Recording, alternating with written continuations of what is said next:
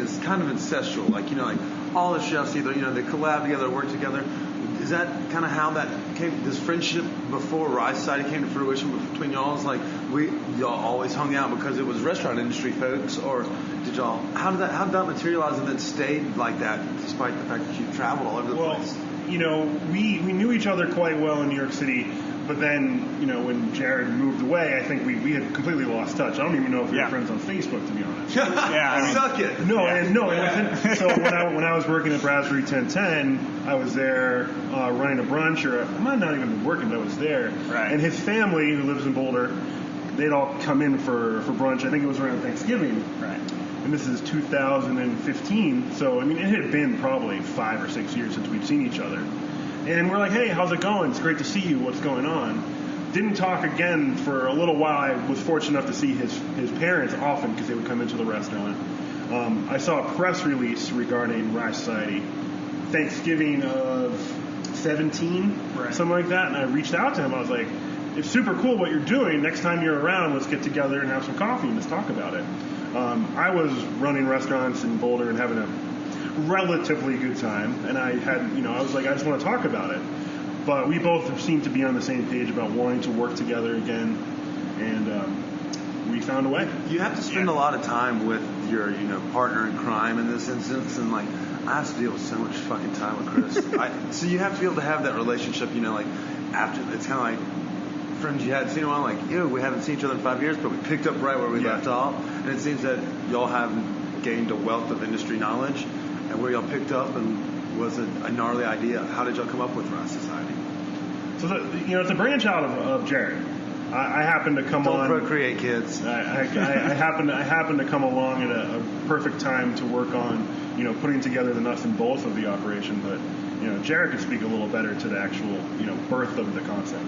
Yeah, so, I was in Chicago, like I said, for many years, and I started reading about this movement, Save the Deli. And, from my time in New York, if somebody came to New York, I was taking them to Carnegie Deli. That was the first spot. Was that the deli to go to? Not Cats or anything crazy? I love Cats, but it's always just been a giant cafeteria to me, and they do it really well, but I always felt the hospitality and just like this energy at Carnegie. Because you're really packed in there, kind of close to each other. It had just like an interesting room, and I would say probably pastrami, things like that, were better at Cats, but Carnegie was the place to be, and the energy, and I just loved it.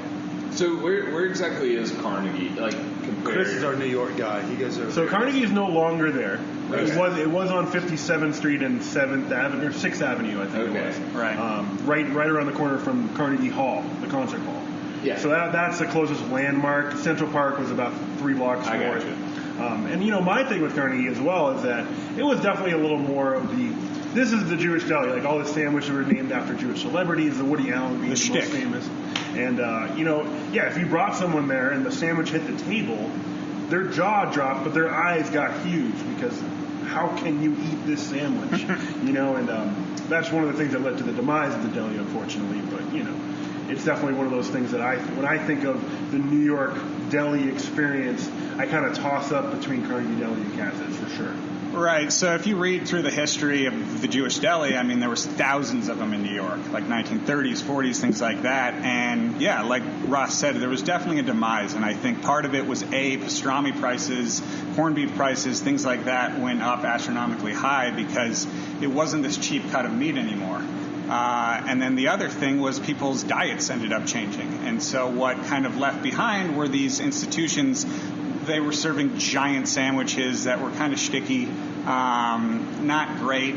But then what happened through this Save the Deli movement is all these people kind of entered the market, Mile End and Wexler's and people like that. And I just got super excited. So I started reading and basically just kind of like pouring into all this industry information on this. And I said, a place where I can do it is go home.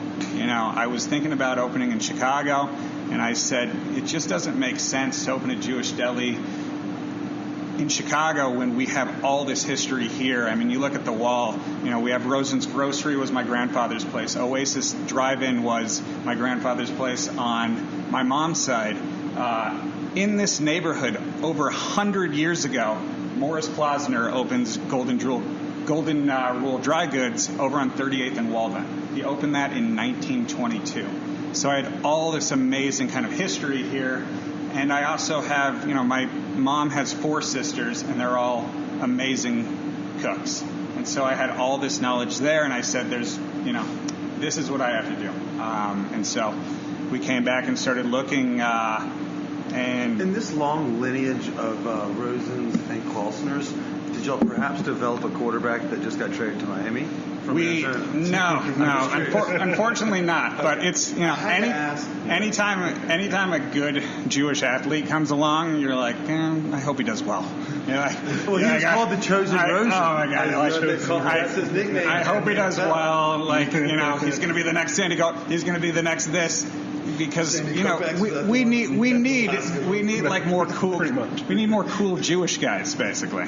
That's the whole thing. Y'all are pretty cool cats, and y'all hang out with us, and we're not that cool. So y'all may have dropped a peg. I was going to say the other way around. Wait. What happened to this bump we were getting? The bump will come. We did it all this weekend. We'll just send people in instead. So fair enough. You have such this huge family history here. Speaking of the mic, Chris, and you've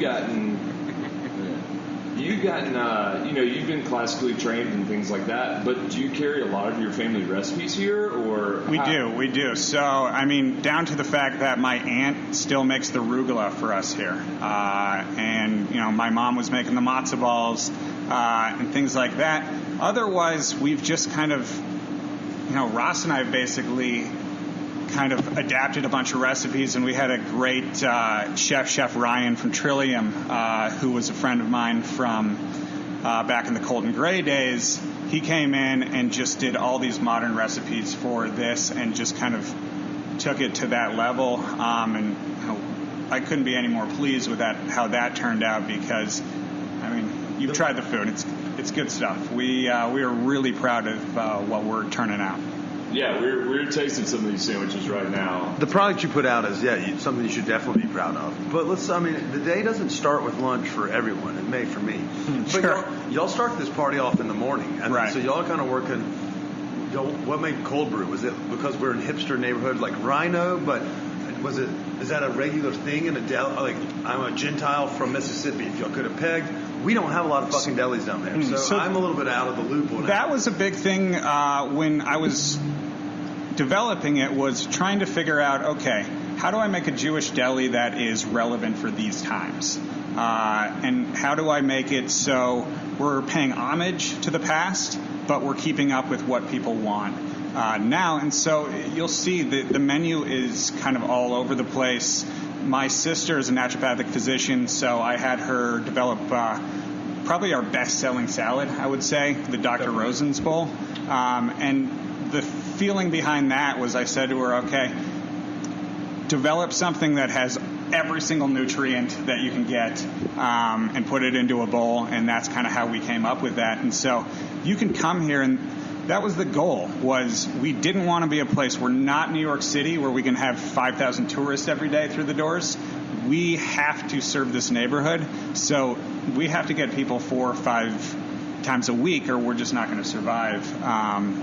And so that's why it is. We have a kale salad, we have Dr. Rosen's bowls, we have, But you also have like the trademark, right? You also, I think I call it Didi's matzo ball soup. Right. My favorite joke is that it's Jewish penicillin underneath that. Yeah. And I'm guessing that'll cure just about everything. It certainly 100%. is penicillin for sure. Because I'm king of penicillin over here.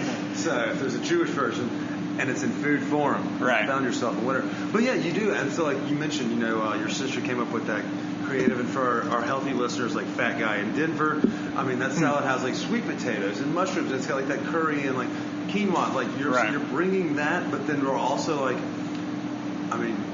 the most famous sandwich you'll have is the 18 plus 1? Yeah, so 18 plus 1, and that's an homage to a sandwich in California. So I did a few deli tours. Ross was on my New York leg of one where we ate about 14 delis in, what was it, like 3 days? Not even 3 days. Yeah, Not even 3 days. We landed and started, and then we ate more, and took off. The quest for the gout. So I sat down with... It really was. So I sat down in L.A. with a guy named Norm Langer, who runs a restaurant called Langer's. His famous sandwich is the number 19. So I sat down with him for about 3 hours. His number 19 was what ended up being our 18+1. Didn't want to copyright infringe. And he basically sat down with me for 3 hours and told me how badly we were going to fail. Like 100% old school Jewish guy, just like, oh, great, that sounds awesome. Here's why you're going to fail, and this is why you're doing it wrong.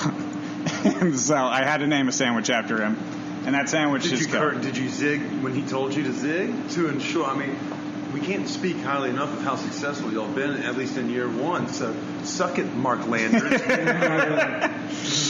Yeah, so, we sat down with a lot of deli owners, and there was a lot of good advice, and some of it you listen to, but everyone, when you open a restaurant, is going to tell you you're going to fail, or this is going to be bad, or this doesn't work because of this, and 100% of them are right. Like, yeah, I mean, 100%. The numbers are stacked against a new restaurant owner. Yeah, and they say like I watch Bar Rescue with John Taffer. We know that there's 200 plus restaurants every year that close their doors. Right. It's just the intro song. Yeah. That's like, well, and I like that guy bothers me. I can't even watch that show because they come in and then they get a bump because they're on TV, and then they leave and they're like, oh no, we still don't know how to run this, do we? And then everybody leaves. Yeah, it's an episode of Maury's. They know the cameras are there. They're all getting shit faced, but I just want to be on it. I want to be the secret guy that goes in. But you guys are kind of like a Swiss Army knife of hospitality. I mean, real estate, chef background. You worked at some hella busy restaurants in Boulder. Like, I couldn't even imagine managing the Med or the Brasserie during those times.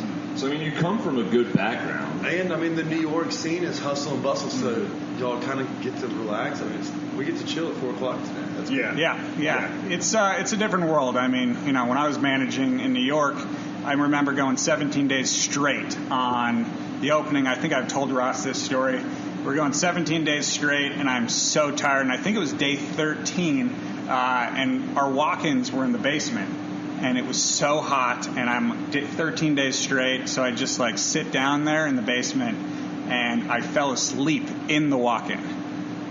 You wake up, and you're literally in a refrigerator asleep. Must have felt so good. Oh, 100%. Because it was just that first 5 seconds, and you're like, nah, I'm done.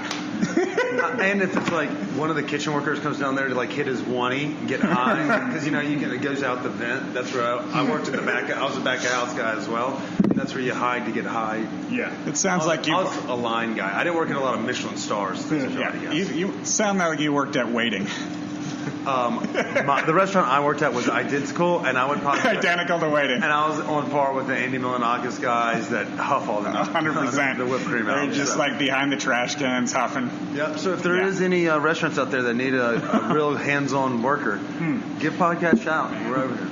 So when you guys, everybody says your, restaurants set up to fail sometimes and all this stuff. So were there any scary moments that you guys had when you kind of first started, or? Oh, 100%. I mean, totally. Lots of scary moments. Probably the entire first week was I was petrified. But who's coming in? Well, I mean, fortunately, working under pressure is something that I feel relatively comfortable doing. Relatively is. I see you've handled us well today. Yeah, 60-minute style. I mean, opening the doors the first day, we were fortunate to get a lot of really great press, and we had a line around the door. We were around the corner, pardon me. And obviously, both Jerred and I have a lot of experience running restaurants, but this was our first kind of jump into the quick service model. Fast casual. Yeah, fast casual. However you want to, box it in. It was our first time doing it, so understanding dynamics of a line. When I say a line, I mean people waiting their queue. That was something new for us. Understanding the best way to get people through the restaurant, because it's a very small space, as you see, and then making sure they get what they need. There's no because there's two parts of the restaurant, obviously, making sure everything gets into the bag or onto the tray.